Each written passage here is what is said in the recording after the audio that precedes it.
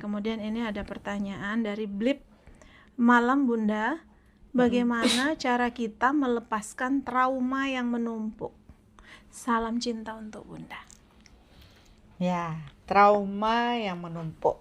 Ya, tentu trauma itu berdasarkan kejadian-kejadian yang kita alami. Ya. Kenapa menumpuk? Karena kita biarkan, tidak kita selesaikan.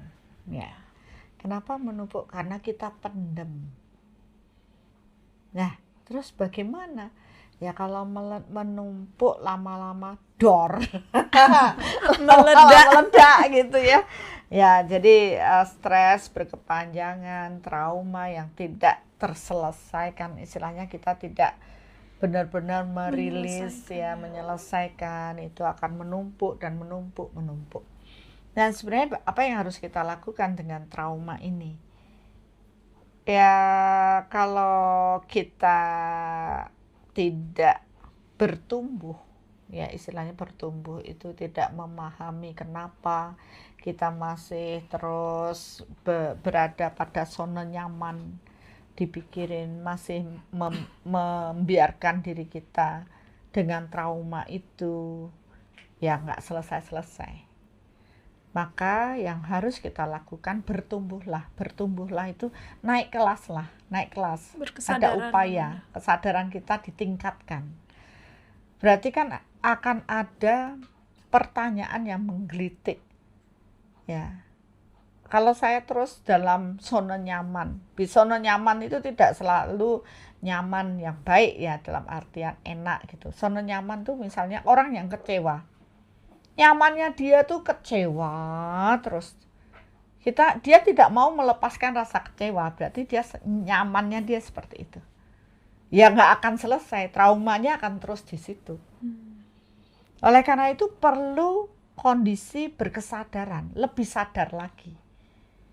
Dengan apa? Membebaskan kecewanya ini.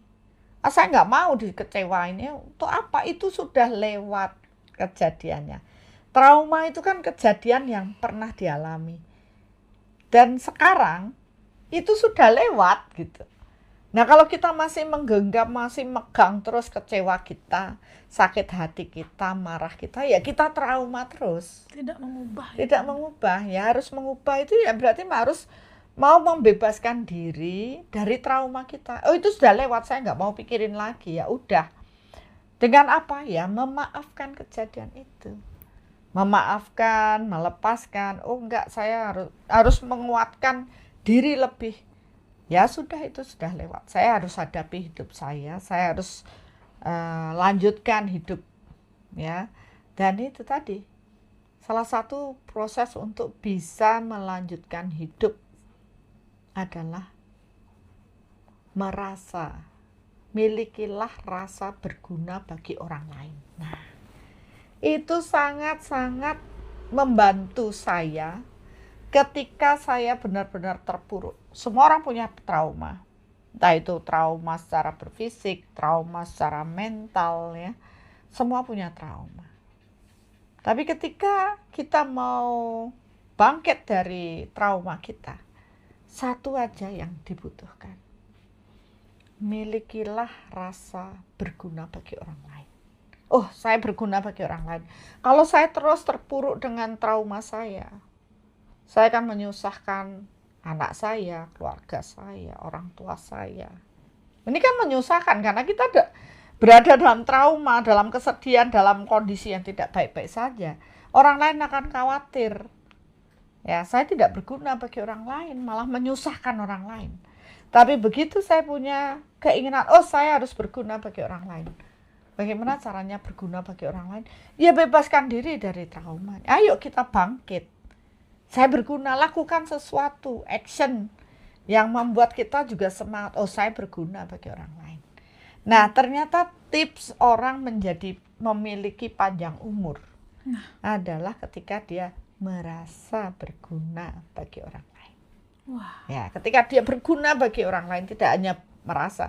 Kenapa? Ketika dia berguna bagi orang lain, satu orang akan mendoakan dia. Begitu dia mengingat ada energi positif yang disumbangkan orang Begitu dia melakukan kebaikan lagi, ada energi positif lagi yang dikirimkan orang. Ucapan terima kasih. Aduh, Pak, terima kasih dia baik pada saya. Energi itu nambah ke kita. Itu membuat kita lebih semangat lagi. Ya, jadi itu doa banyak orang kepada kita ketika kita melakukan kebaikan-kebaikan. Ya, saya pernah merasa itu terpuruk secara berfisik, terpuruk secara mental. Ya, apalagi saya stroke. Dengan segala saya merasa tidak berguna, semakin jeleklah hidup saya. Tapi begitu saya, oh ya, saya tidak bisa ini, Tuhan, saya masih bersyukur dikasih panjang, walaupun tubuh saya stroke, saya masih punya kesempatan hidup. Saya sudah bersyukur banget. Ya, dan dirasa bersyukur itu saya harus berguna bagi orang lain. Itu yang membuat saya semangat. Aduh, terima kasih ya yang bertanya.